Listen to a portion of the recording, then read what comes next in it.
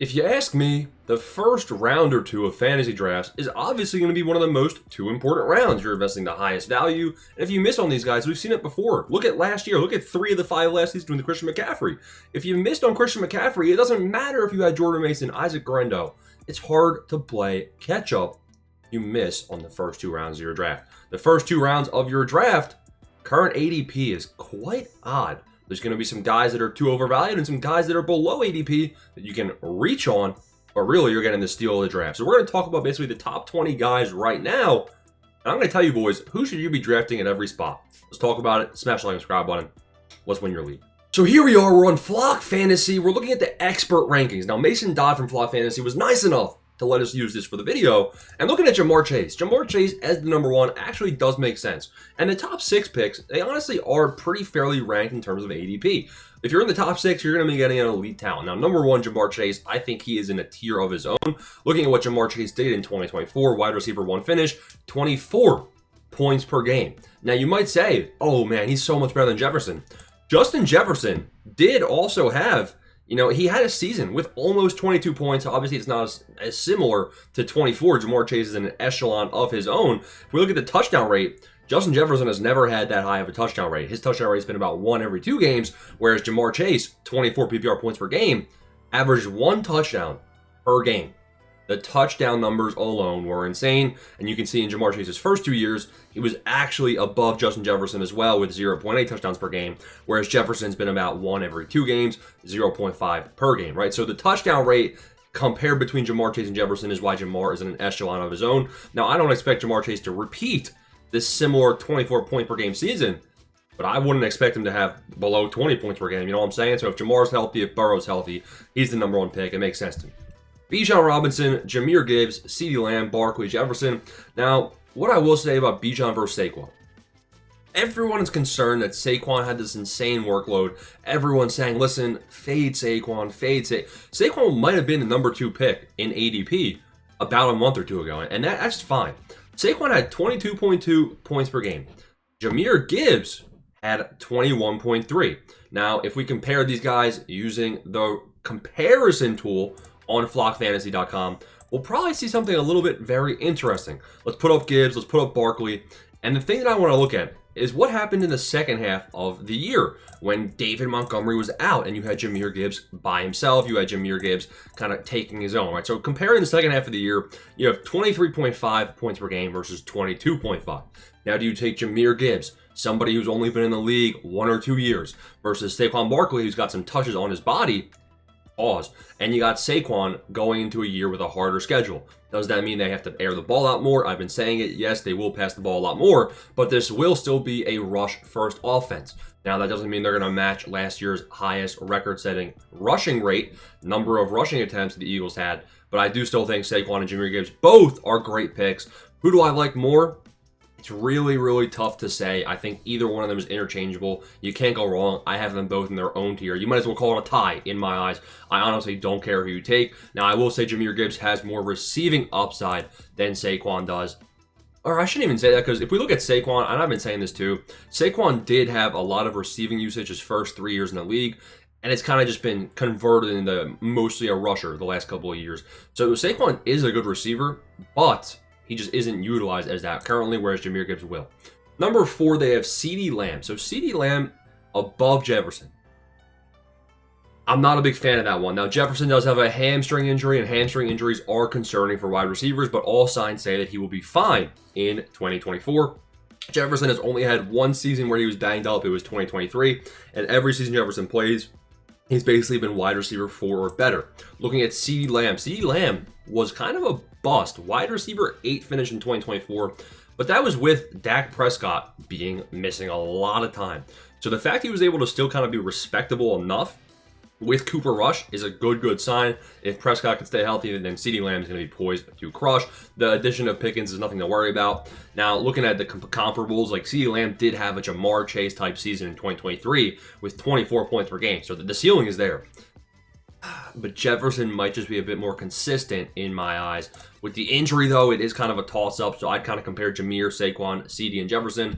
Both kind of tiebreakers. I don't really care who you take. But that is the consensus top 6, and that makes sense. So if you're a top 6 pick, all 6 of those. You can't go wrong. But take Jamar. Then I would probably put Bijan too. And then it's kind of just what position do you want to go for. Number 7 is where things kind of go a little bit different, right? So number 7 is Puka Nacua, and I think Puka Nacua is probably like he deserves to be here based on talent. Based on fantasy football, I'm concerned that Puka Nacua is kind of injury prone. We saw him banged up a lot in 2024. Now, when he's healthy, his yards per hour was 4.07 in that 11-game span, and he averaged almost 19 points per game. When Puka is healthy, he will return value at this current ADP. Can he stay healthy? Davante Adams comes into Los Angeles. Davante Adams has a very high touchdown rate throughout his career, very high red zone usage. Puka Nacua has very low red zone usage, so it's not like, oh, I expect Puka to get more touchdowns. I actually expect Puka to get vultured more by Davante Adams in the red zone. So keep that in mind as well. But if you think Puka can stay healthy, it's a solid pick. I don't know about that. Now we got Malik Neighbors coming in at number 8. Now, I actually really like Malik Neighbors. I think he's very talented. I think he could be one of the best picks in the first round, going around an ADP of 8, 9, 10, if he stays healthy. Now, you have a receiver here in a bad offense. Red flag number 1. Red flag number 2, he said, listen, my toe injury I've had since college is like a mosquito. It just won't go away.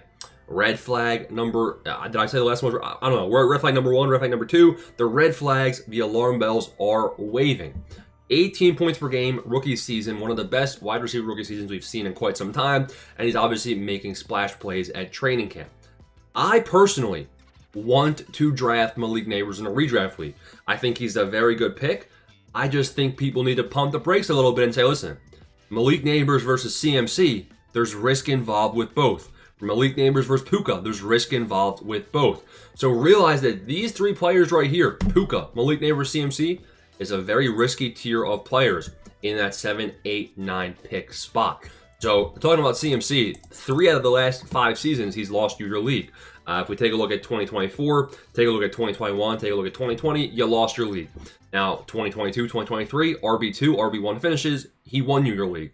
So there's a 60% chance, probably more now that he's older and he's coming off another injury. I'd say there's probably a 70% chance CMC will be a league loser, and probably about a 25% chance he will win your league, and a 5% chance that he's kind of just mid. So CMC, and I had to put that 5% chance in there because if we look at CMC in the 4-game span, he averaged 11 points per game. It's not like he was insane. He obviously still had the high receiving usage. Touchdown rate, no touchdowns, kind of concerning, right? So, but I think that also is probably including some games where maybe he was trying to play through the injury. So I get it. CMC, he's very good. Obviously, he'll return value. Risky tier from 7 to 9. Number 10, 11, 12 is really where I like things. Amon-Ra St. Brown. He's coming off knees. Listen, this guy doesn't miss time. Look at it. He doesn't miss a single game ever. Amon-Ra St. Brown, I'm going to call him this. The safest pick in the first round. If you are risk averse, now I know I'm not giving guidance really on who to pick between these guys. It's really your decision. I'm breaking down each player's profile right now, and I'll give you some advice here. If you don't want to take the risky plays of Puka, of Neighbors, of CMC, there's another option. You go with Amon-Ra St. Brown. Amon-Ra St. Brown will give you a full season. Even if he's hurt, he plays through it. He might not have the same ceiling. He's not going to be dropping 21 points per game, although he did that in 2023. But Amon-Ra St. Brown will give you a top 7 wide receiver finish this season. It's almost guaranteed. So this is you're chasing the floor of Amon-Ra St. Brown, and you're hoping that he kind of plays to the upside. Very good, very safe pick in the second half of round 1. Devon Achane, I also think is somewhat risky. Banged up in 2023. In 2024, with Tua gone, he averaged 18 points per game. Now, what's interesting here with Devon Achane is when Tua was in, he was a lot better. No surprise. But the receiving role, if you compare Devon Achane to CMC, I think Devon Achane could be CMC 2.0, the future generation version of him. So Devon Achane, 35 receiving yards per game, 5 receptions per game. And Jonnu Smith is gone. They have 2 receivers on their team that can catch, Tyreek, Jalen Waddle. And then Devon Achane is probably going to be out there in the slot. I'm not even exaggerating. So Devon Achane is a very good pick in round 1 as well. Nico Collins has all of the talent. But again, we talked about hamstring injuries. Hamstring injuries, they're nagging. Nagging hamstring injuries. It's scary. Nico Collins is a scary pick. He has never played a full season. Now, I do expect him to average 17, 18 points per game. But you're taking Nico Collins over BTJ. BTJ just gave you a full rookie season, almost at 17 points per game as well. BTJ is playing well in training camp. He just had an 18-point scrimmage game in their first practice scrimmage. So BTJ, I think, is debatably a better pick than Nico Collins. I think Nico Collins has higher upside, to be honest, but I think BTJ is just safer. Ashton Jeanty, let's talk about Jeanty. Jeanty is a tough one to project because we haven't seen a single NFL snap. But you think about it. The Raiders have Raheem Mostert as their backup running back. He's trash. Everyone's saying this Raiders offense is going to be bad. To that, I say, listen, if the offensive line cannot crumble like a deck of cards, this offensive line can be maybe mediocre. Then they have a decent offense. Geno, Brock Bowers, Jacoby Myers, some rookies, and you got Jeanty. I mean, the offense could be decent for this Raiders team. Will it be top of the league? No. But I do think they can get to the end zone with using Brock Bowers, using Myers, using Jeanty, and this whole rushing attack. And even Jeanty has some potential involvement in the receiving game. He had a 600-yard receiving college season before last year's rushing record season. So Jeanty is a good pick in my eyes, and I think he's a bit safer than some of the other guys. Like, I'm taking Jeanty over Derrick Henry. Derrick Henry, I think, is kind of a landmine now. I kind of said that last year as well, and Derrick Henry returned value. Last 3 seasons have been pretty solid. No rushing upside. You saw 2023 when it was a down year, his touchdown rate was lower. So you're basically banking on Derrick Henry scoring touchdowns every single week. Derrick Henry does score touchdowns every single week, so he does return value. I'm not taking Derrick Henry at all because I'm like Jeanty, Devon Achane, they have receiving roles, whereas Derrick Henry is not. Drake London is another very good pick. Drake London, he had dropped a 40 bomb. 40-point game with Michael Penix in the second half of last year. You have Mooney banged up in camp. You got Ray McLeod as the statistically worst wide receiver 3 in the league.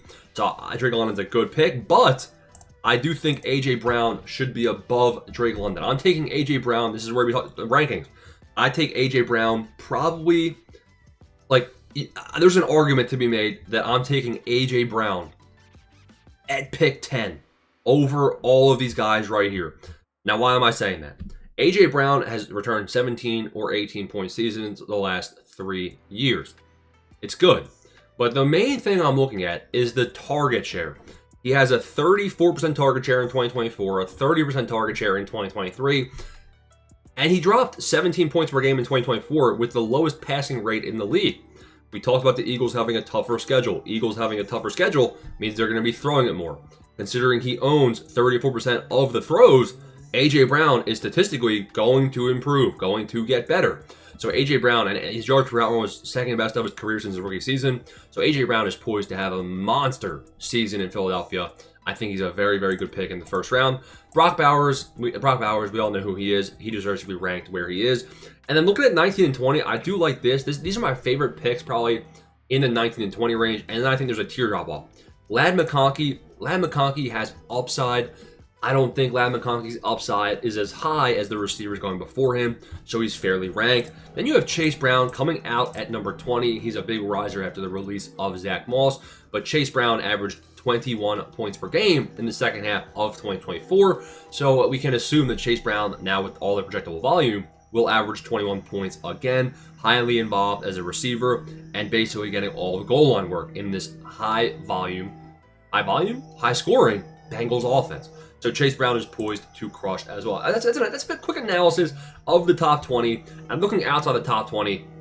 To be honest, things get a little bit gross for my liking. Like T. Higgins does not belong. Bucky Irving doesn't belong, guys. 50% snap share last year doesn't belong. So I mean, there's just some deceivers. I'm looking at honestly after that top 20.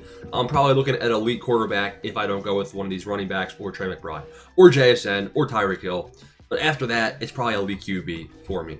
Quick analysis of the first round or two of your league. Quick analysis of the top 20. Let's break it down every single week. Smash the like and subscribe button. Thanks for watching.